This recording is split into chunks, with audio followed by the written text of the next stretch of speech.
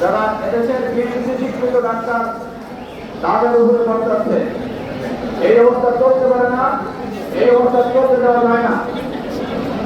এই জন্য আমরা সম্মিলিতভাবে রুখে দাঁড়িয়েছি। আমাদের বিভিন্ন কথা শুনেছেন, আপনারা জেনেছেন যে বিষয়টি মীমাংসার জন্য আদালত পর্যন্ত গড়িয়েছে। আমরা বলেছি এটি আদালতের আসলে বিষয় নয়, এটি বিএনপির বিষয়। অত্যন্ত দুঃখজনক, আমাদের দেশের আদালত এটিকে একটি মামলা হিসেবে গ্রহণ করেছে। এটা অত্যন্ত বাস্তবতা। এই বিষয়ে কোনো ধরনের আদালতের বিষয় হতে পারে না।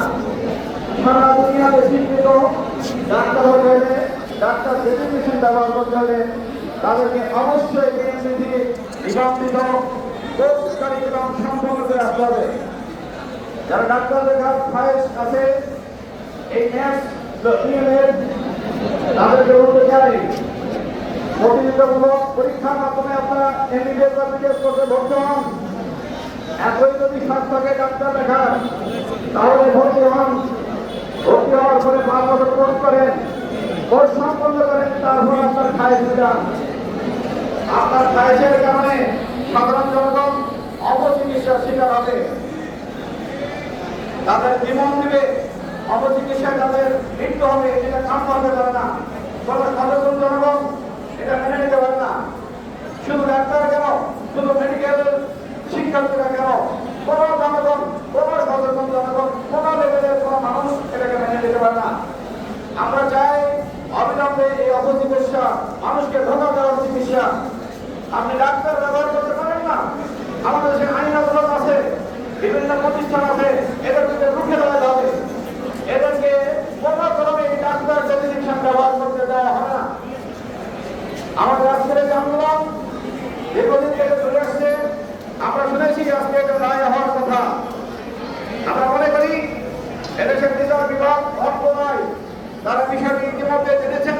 আগেও যদি না জেনে থাকেন তাদের অজ্ঞতার কারণে এখন কিন্তু আন্দোলনের মাধ্যমে সারা বাংলাদেশ থেকে একটি মেসেজ দিয়েছে। আপনারা সেই মেসেজ গ্রহণ করুন। No MBBS, no BDS, no doctor. কোন ধরনে কোন অবস্থায় যদি এর গ্রেপ্তার করে আদালত হোক, অন্য কোনো প্রতিষ্ঠান হোক, এটি যদি এদেশের জনগণের দাবি দেওয়ার চেষ্টা করে, আমরা যারা অরিজিনাল ডাক্তার তাদেরকে যদি অন্যভাবে ব্যাখ্যা দেওয়ার চেষ্টা করে, অন্যভাবে সংজ্ঞায়িত করার চেষ্টা করে, আমরা সম্মিলিতভাবে সেটাকে রুখে দেব ইনশাআল্লাহ। আমরা যারা এখানে সমস্ত আছি, আমরা সবাই এই মুহূর্তে একত্রিত হয়েছি। আশা করি এদেশের কোন প্রতিষ্ঠান, কোন আদালত আমাদের এই আন্দোলনকে দমিয়ে রাখতে পারবে না। সফলতা হবেই হবে ইনশাআল্লাহ। এইভাবে আমি আমার বক্তব্য শেষ করছি। আমাদের কর্মবিরতি বিক্ষোভ সমাবেশ যদি আদালত পক্ষে রায় না দেয়, অর্থাৎ যদি তাদের ডাক্তার লেখা বন্ধ না করে, তাহলে আরো বেদনা হলো, আরো কঠোর কর্মসূচি দেওয়া হবে ইনশাআল্লাহ।